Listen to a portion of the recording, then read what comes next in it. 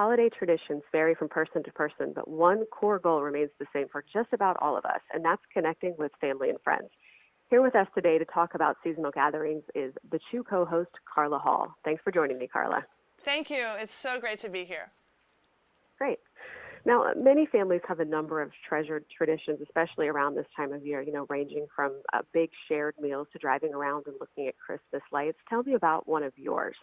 So one of the things that I love to do with my family is the process of continuing our traditions. And so I share the recipes. I was the one who took my grandmother's recipes and said, okay, let me put these down, write them down. And what I do is I share them with my family so that they can make one of those dishes, so they can be connected to the food. But not only that, is sharing the work with me, but when the younger people, like my nieces and nephews, when they get ready to host their Thanksgiving dinner, they understand the food and they have those recipes that are going to come with them.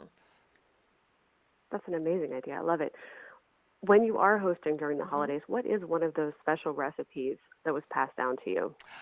My granny's 5-flavor pound cake. I mean, Granny would make this pound cake. She would send it to my sister and I. She would send it to my cousins, and she would wrap it in plastic wrap, wax paper, newspaper, brown paper. I mean, this thing would be, it felt like 10,000 pounds because she wrapped it so well. But then when we opened it, we knew we were getting to the cake when all of a sudden that last layer and all that butter and the flavors would just like come up in my nose. I'm like, so that is the thing that we absolutely have to have for all of our holidays, and it's right here. And so, I mean, I'm used to eating this cake all year round, but the thing that I do for the holidays is sort of dress it up a little bit. So I get a really nice platter, and then I pour over a lemon glaze, which I've already done. And then one of the things that I do is I candy these cranberries. And the great thing about, you see the cranberries in the grocery store, but the wonderful thing about the candied cranberries is that your byproduct is this delicious cranberry ginger syrup that I do. So that is the basis for mocktails and cocktails. So I mean, look, just this simple thing of just putting these on the cake, and you put a little bit of mint, and it's sort of dressed up for the holidays. I mean, I would do something else for another holiday, but it's just really festive, and everybody loves it. And it sounds really good. Now, I understand that you're helping to spread the word about a campaign that aims to inspire families to stop and reconnect. What can you tell me about it? Well, this holiday season, I am so excited and so honored to be teaming up with TJ Maxx, Marshalls, and Home Goods for Gift My Gathering to make it possible for 5 families across the U.S. to celebrate a custom holiday gathering. And when I say custom, it's whatever they envision for this gathering. It's soup to nuts. It is the food. It's the decor. It's gifts. And they'll be working with a team of people who are going to help take their vision and execute it at their party. Wow, that sounds pretty cool. Mm-hmm. Where can we get information on actually signing up to win that?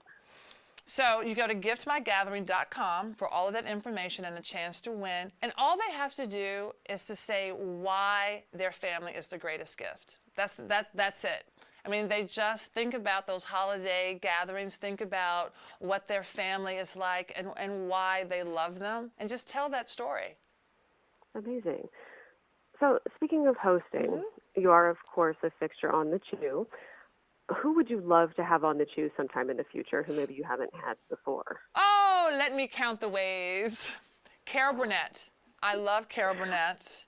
I got to meet her briefly, and I think she is so funny and so amazing, and she still has that sense of humor. So Carol Burnett. Let's see. I wouldn't mind dancing with Mia Michaels if she wants to get up and a dancer. Let's see who else. I really had this list in my head just in case someone from the Chew asked me. So I'm like, yes, I want this person. Good. You should always be prepared. Yes. I love it. You said dancing, and I know you've always been a big fan of Dancing with the Stars, as am I. I've seen Yes. it every season, and you've been interested in competing, I've heard. Are you still interested in that?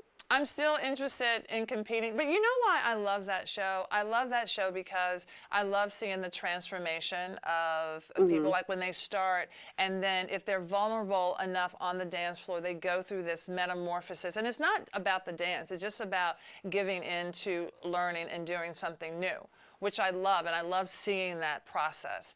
So, yes, I would love to do that. Because you'd like to go through the metamorphosis? I want to go through the metamorphosis, but also I want free dance lessons. Who would who would you like to go through the metamorphosis with? I need someone tall. Max could be an option. He Um, would be a good he option. would be a good option. I think Keo is tall as well. He would be a good option Yes, because I'm yes. 6 feet tall. Yes. Oh, I So, know, you're tall, which is a wonderful thing, by the way. Tall is yes, amazing. thank you. Thank you. Okay, last thing I have to know. Uh-huh. Before the show, you, of course, had two very memorable stints on Top Chef. How did those experiences impact your view of the culinary world? No, it was amazing. Everybody looks at the competition like, you want to win. But I always Right. looked at it like, with the judges, you're standing there in front of these people that you may never get feedback from. So whether you're on the top or the bottom, you got feedback. If you were in the middle, you got nothing. So I always saw it as a gift and an honor to be on the top or the bottom so that I got this feedback. And now they've actually changed that process. But it was amazing to see so many talented chefs sort of share their perspective on food, and you learn a lot. But the thing is, you learn a lot from other people, but you have to remember what you have to give as well. Because a lot of times you see a bunch of people and you're like, oh, I like that, I like that, I like that better than what I do. And then you forget what you do naturally and Yeah. what your gift is. And so I definitely learned that. I learned to appreciate what I did. Awesome. All right, give me the Gift My Gathering information one more time. Okay, giftmygathering.com. And we're asking people to share the story about why their family is the greatest gift. Terrific. Thanks so much, Carla, for your time. Thank you. It's so great to talk to you. You too. Have a good day. You too.